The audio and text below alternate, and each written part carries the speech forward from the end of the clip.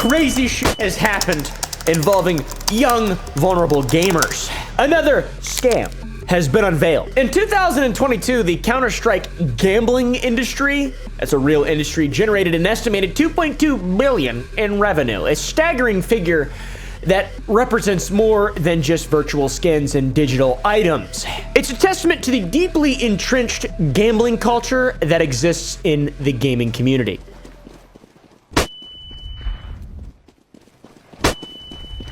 The unfortunate truth to this claim is that 70% of Counter-Strike gamblers started betting before they were legally allowed to do so. Today, we're talking about a video that Coffeezilla made, an investigation that he spearheaded. He's a genius, he is awesome, and yeah, he's cool, yeah,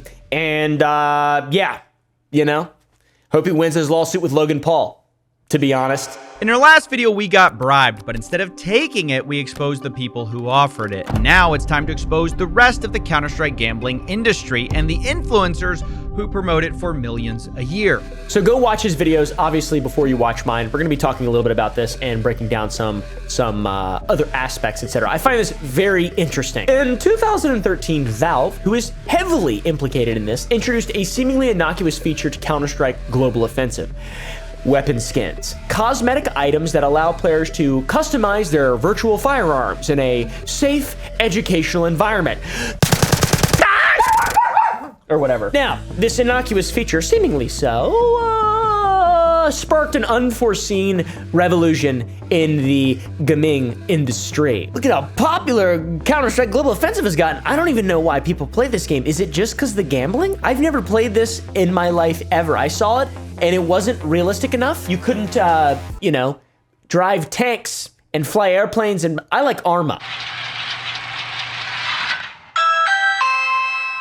I prefer milsims. I like it to be clunky and feel just unplayable. That's my thing. There's a lot of people playing this shit. Look, zero, right when the skins appeared. First skins appear, a Washington State Commission says Valve facilitates the illegal wagering of skins. Prosecutors decline to pursue the case. Why do they do that? That's because Valve is based in Washington and they've got shooters. I don't know, is it based in Washington? I made that up. Valve HQ. Would you look at that? The foundation for the skin cosmetic transformation, specifically in regard to global offensive, began with the launch of the Steam community market in 2012. It is a platform on Steam, if you are unaware, that enables players to trade, buy, and sell in-game items, including their Counter-Strike skins, and Valve takes a 5% cut from each transaction. Launched in 2012, the Steam marketplace allows Steam users to trade, buy, and sell items in their Steam inventory, with Valve taking 5% of each sale, though this rises to 10% when trading items from Valve's own games. It is a robust gaming economy, a digital gaming economy. Now, the popularity of skin trading grew with the amount of players playing these games, and enterprising individuals, they saw the opportunity to strike. Oh! Oh my god! Oh my god! Is that a possessed, dragon-breathing, fire and ice, juicer, electrical, fat father apparition dust ghoster? Is it?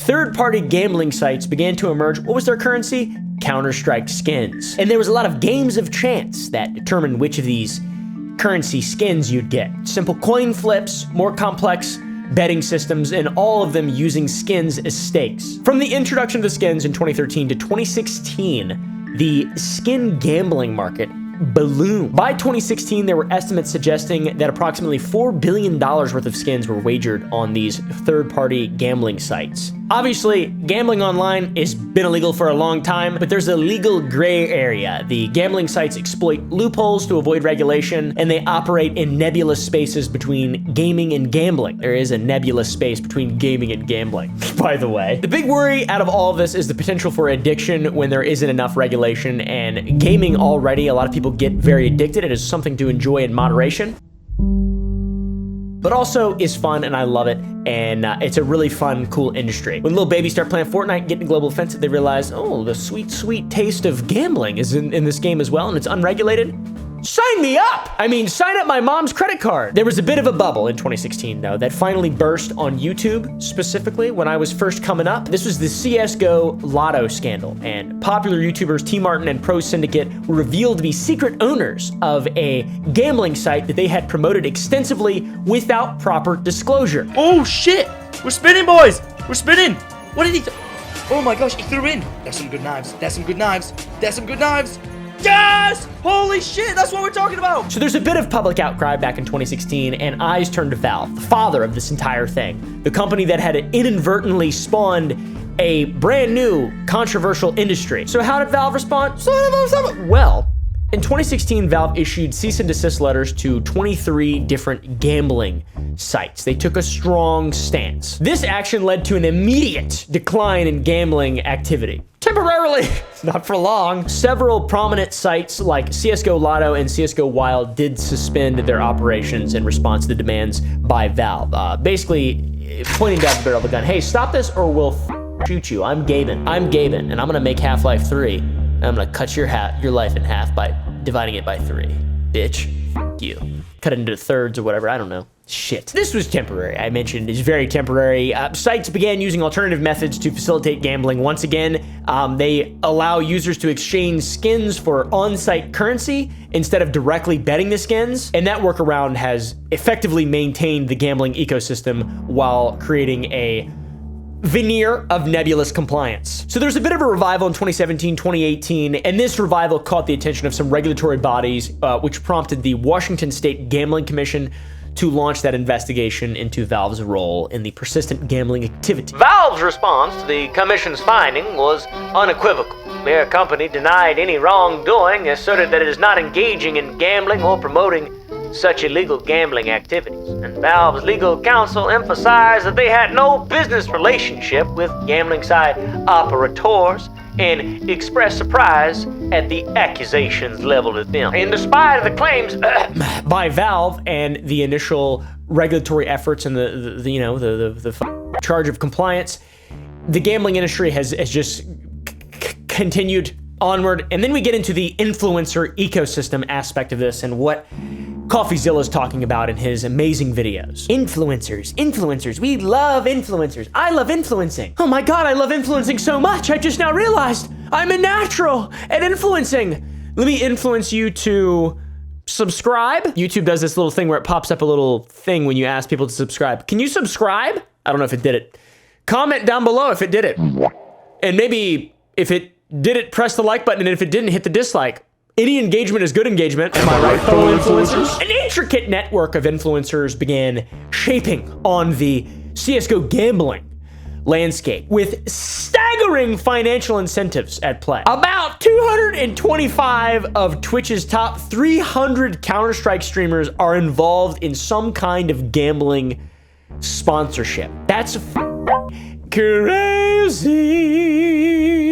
I've collected data on Twitch. This is the top 300 CSGO streamers since the beginning of this year, ranked by watch time. It is quite a painful process, but I went and I checked how many of them are promoting that kind of stuff. Out of 300, 226 are currently sponsored by at least one of them. Some have up to 5. We are looking at 75%. And they get a lot of money from it. Some streamers reportedly receive offers up to $300,000 a month for gambling promotions. If you're getting paid something, just the simple economics, if you're getting paid something to promote something, the company that's paying you is making a lot more money off of what they are paying you, or whatever. I don't know what I just said. My throat flared. I think I'm allergic to gambling and bad things. I don't want to be a bad boy. I'm a good boy. It is crazy how many gambling sponsorships there are. That's basically what Kick is. It's just a gambling website. Am I the only person who doesn't like gambling? I think gambling's bad. I mean, I love it. Like, to be fair, I love gambling, especially in that casino, the Diamond Horse or whatever it's called in GTA. Dude, last time I got into GTA, that's all I did was gamble. But I know better in real life. I don't spend any money. I've never spent money on gambling outside of maybe some crypto stuff. But that was very early on. And then I was like, all right, I'm gonna get addicted to this and I can't do that. I'm gonna die if I do that. I'm gonna ruin my life if I do that. I'm the type of guy to ruin his life on gambling. If I allow that into my brain, I'm not gonna do it. Just to be clear, gambling is totally cool when it's regulated and people understand that there are risks and it can be very addictive and horrible and affect your mental life. But the problem comes when you don't have great age verifications to this thing and you start letting children get addicted. Children get addicted to anything. Children are dumb as shit. And influencers don't often influence adults. They often influence the influenceable, which are children. And when the influencers are influencing adolescents to gamble and there are not adequate safeguards, therein lies the $300,000 sponsorships. So yeah, not good. And there's a lot of evidence and studies showing that gambling's bad for children. For example, just having a lower well-being. Like imagine having a sim character in The Sims and you're walking that guy around and you see that his little moodlets are red or whatever. And it's because he's gambling all the time. And his just life is worse. He's still eating the same foods and, you know, slowly he has to get better and better food and he still is unhappy no matter what. And it's an unwinnable battle, chasing the dragon forever, right out of the opium den. Until you realize, hey, maybe I should just get my sim to stop gambling. That's how life kind of works. You can control yourself like a sim. And you don't have to let your moodlets be red all the time. Did you know that? I learned that very recently. Isn't that weird? Strange. So yeah, bad. It's quite literally a direct pipeline for getting adolescents into gambling, and that is video game influencers. Now, a lot of these guys have faced pretty significant backlash for this. The notable example would be T Martin and Syndicate early on with the CSGO Lotto. I mean, but yeah, you can't do that. You're a piece of shit if you do that. You should know better. If there's that much money involved, you should absolutely know better. You're a fool. You're a fool. There were also lawsuits filed against these goobers and against the gambling sites for misleading people, misleading practices. YouTube was behind counter-site gambling scandal get soup. Oh, crap. That's not gonna be covered by my errors and omissions insurance, is it? Oh! No, actually, it's not. It's white-collar criminal activities there, Chumley from Pawn Stars. Even after them being made an example of way back in 2016, there's still a lot of influencers who love promoting gambling, and they're like, hey, man, don't gamble, but I'm implicitly promoting gambling culture through my content and also gambling massively. Not only are influencers heavily reliant upon it, specifically in the CSGO community and outside of Kick, but there's an esports connection as well. Many professional Counter-Strike teams now rely heavily on sponsorships from gambling sites to maintain, to stay afloat. It's very difficult to bankroll an esports org. They don't make a lot of money, and who the wants to invest in that? Just kidding. If you're very passionate, I totally get it. Like Moist Esports, Charlie, let's be real, that's awesome. This esports org G2 quietly cut ties with CSGO Roll because of some scrutiny recently. Then back in early 2024, we even have FaZe Clan announcing a sponsorship with Rollbit, whatever the Rollbit is. Oh, that's what Rollbit is. Looks fun. So yeah, that's probably not good. Also, one esports owner admitted that the entire ecosystem, particularly in lower leagues, is largely funded by the gambling industry and gambling addicts. This is like some turn of the 20th century, turn of the 19th century, early 1900s.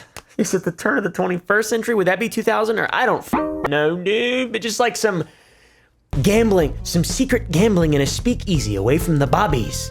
We gotta gamble away from the bobbies because gambling's illegal in wherever gambling was illegal in the 20th century. There are endless examples of esports being fully intertwined with gambling sponsorships. A recent event, Navi versus Vitality at the IM Galon Grand Finals, both had teams sponsored by Gigabet. You were getting paid money from places that make money by extracting that money from people. Literally losing bets is how they make money. Not by providing products, but by winning a game of chance and rigging that game against them.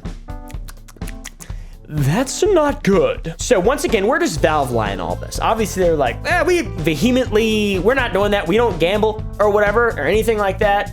So suck it, all right? Half-Life 3 is coming soon, prosecutors. So back off or we're gonna postpone it. It's not coming. I don't even know why I keep saying that. It's not gonna come. Anyways, Valve has a Steam API that is an effectively designed API, ostensibly designed for third-party integrations, harmless third-party integrations, generally. And this has become the linchpin of the Counter-Strike gambling ecosystem. The effective API allows gambling sites to access user inventories to facilitate trades, and it effectively enables skin gambling without direct oversight. They're just like, hey, you can tie this in and voluntarily you guys can gamble, I guess. We don't give a fuck. Your Steam inventory, the Counter-Strike skins in your Steam inventory can become virtual casino chips, and it's been that way for a long time. Valve also profits just in general from the skins. In 2023, players spent approximately $980 million opening loot boxes in Counter-Strike. That's just from the sale of the loot boxes, not the cut that they take from community market trades of those skins. Like, that's insane. That's double, triple, quadruple, sextuple, octuple, what's the 5 one? Pentuple, dipping. So it's no doubt there's a financial incentive for Valve to just be like, what, gambling? Meanwhile, they're bent over and their butts open and spread, and then there's little gambling companies running in, whoop, diving right in the butt, diving right in the gamble butt, the gamble hole, and then just digging around in there. Oh, what's this? Did you bet? Let's skin. Stop it. What the hell are y'all doing? Quit fighting. Stop fighting each other. There's a lot of questions, a lot of areas of gray. I used the word nebulous earlier. It's a very nebulous thing. What does that mean? I have no idea. It's the linchpin of my imagination, really, when it comes down to it. It's not, I know what it means. It's just more of a joke, really. I think it's funny when stupid guys say smart thing. And by smart thing, I say read word. The point is, there is a clear connection between the Steam Web API and the way that it's maintained by Steam, voluntarily by them. They're doing that on purpose, allowing it to be easy to use, allowing people to use Counter-Strike skins to gamble with. There's a clear connection between that and a flourishing gambling industry that is ruining people's minds. Valve does say, well, we don't gamble, we don't engage in that or promote that in any way. There's a plausible deniability there, absolutely, but they are the ones who are gonna win in the end, not the 17-year-olds and 16-year-olds that are becoming gambling addicts because there's plausible deniability and they're being massively taken advantage of passively by a multi-billion-dollar company like Valve that is taking no action whatsoever. Come on, guys. Just because it's totally fine and okay and cool and makes you a lot of money and it's not illegal doesn't mean you should probably do it, right? Or am I wrong? I love it when companies succeed. I just don't like it when they ruin people's minds. Couple things Valve could do with their API that they control 100% of. If they identify a gambling site, deny access. Sure, that's in their policy. If not, rewrite the policy. What are you gonna do, get sued by a illegal gambling company? I would say this seems like a lot of liability that's just kind of bubbling under the surface, and Valve faced a lawsuit from a real casino that accused them of gambling illegally. They're like, we do it right. We're on an Indian reservation. We're doing it right, okay? You guys are doing it wrong, or right, I guess. You're making a lot of money, but you don't have to do it on an Indian reservation. What the fuck? It's a terrible look, I've got to say, when actual real casinos are coming after you for being pieces of shit, operating illegal casinos and endorsing gambling to kids. The real casino that sued them was the Quinault Nation of Native Americans that operates the Quinault Beach Resort and Casino. And they say that Valve is subjecting Washington state citizens to scams as well as unsafe and unfair gambling due to a lack of regulation. And they also say that Valve knows about it and it actively encourages it and facilitates it, which I'd say it's true, to be honest, really. Like, if it's a business, right? You're a business, you know what you're doing. Every decision you're making, everything is going through $70,000 an hour worth of lawyers, $70,000 an hour worth of middle management. You know what you're doing. Quit being stupid. But also keep maintaining Steam, one of the best platforms for video games out there, and keep making awesome games and keeping dreams alive as well. You just have to cut back on the gambling thing is all. The Quinault Nation already called you out. Come on, guys. They're subject to strict regulations because they have a physical casino, and Steam is not because they're, I don't know. It's not fair, though, dude. The craziest part about all of it is that Valve could just stop it. They could put it to a stop right now. There's hundreds of ways to do that. Valve could make it so gambling sites couldn't use Valve accounts or servers to enable gambling. Valve could shut down features like the free trading or gift trading, which is what leads to gambling commonly. Valve could, like I said earlier, blacklist websites from accessing their API and services. Valve could also, instead of using loot boxes that people are paying money for, they could remove that functionality and make it so people can just buy the skins they want. It's insane. They can just code say, hey, let's make this less valuable. Let's just make this more common, and it just loses its value. They are controlling the market 110%. They absolutely know about it. It is up. And I didn't even realize it. I didn't even think about it. I haven't thought about it since Steam Art Syndicate got called out for it. Coffeezilla brought it to the surface. I really appreciate Coffeezilla. He does a lot of really good work and is a legitimate real-life journalist. And I appreciate all the things that he does. Anyways, guys, I'm gonna go ask Gabe to help with this because we really need a superhero. We need a hero to help stop this. We need stricter regulations, he said for the first time ever in his entire life. I think normalizing gambling behavior to young, impressionable audiences probably is not a good idea. I think video games don't make people violent. Video games are incredible ways to tell stories and a beautiful medium of art. And this gambling thing is ruining it a little bit for some people. So anyways, thanks for watching.